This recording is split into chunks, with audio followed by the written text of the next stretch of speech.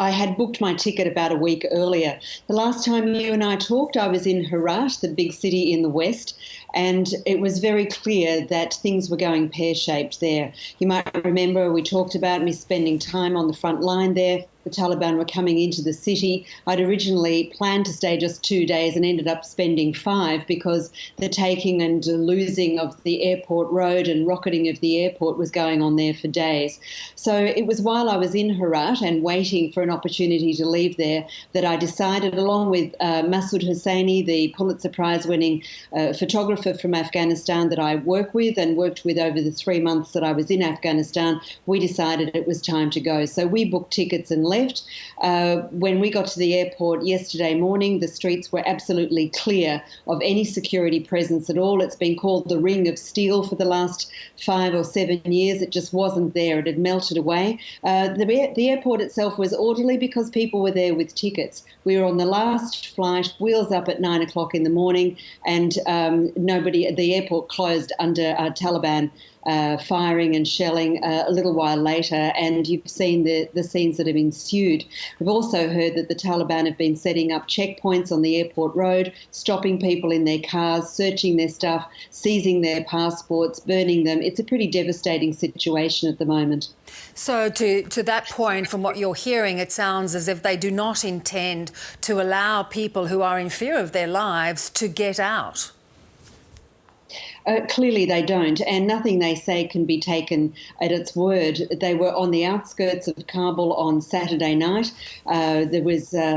The firing and the fighting was audible in some parts of town, just 20, 25 kilometres outside.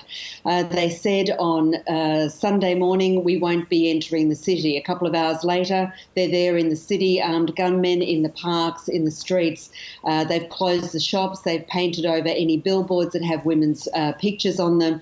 They're liars, they're murderers, they're drug dealers, and everywhere they've taken over the past 3 or 4 months, they've gone in and they go door to door looking for people who work for the government, journalists, women's rights activists, human rights advocates. These are drug dealers on a world scale. They can't be trusted, and what comes next is anybody's guess. Lynne, this day, what we've been witnessing at the airport has been likened to the fall of Saigon. Was this collapse inevitable? No, I don't think it was inevitable at all. It's been 20 years since 9/11 and the subsequent invasion by US and UK troops initially. There were 35, 40 nations present there, including the Aussies in Uruzgan, for quite some time. The Americans alone have spent more than $80 billion developing the country's defence and security sector. And that means everything: Army, Air Force, police, special forces, whatever you would need to do that, the Afghans have been given.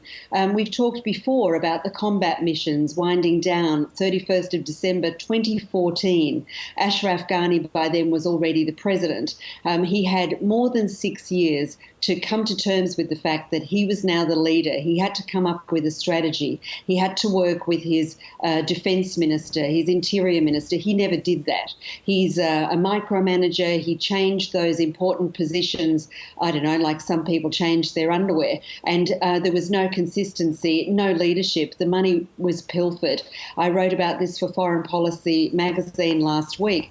Billions of dollars disappeared, and I visited soldiers and police and militia on the front lines, and they didn't have food, let alone ammunition and weapons. It's just been a rout, and it's been a rout because if you don't believe in what you're fighting for, you're not going to fight. If you don't have weapons to fight, if you're not being fed, if your full salary isn't reaching you, and that's been across the board for a long time, then why fight?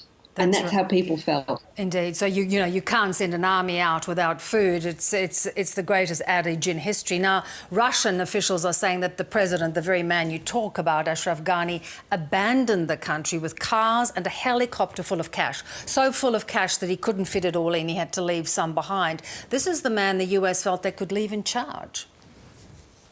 Yes, and did leave in charge for quite a long time and supported him as the winner of elections that were widely contested and incredibly corrupt.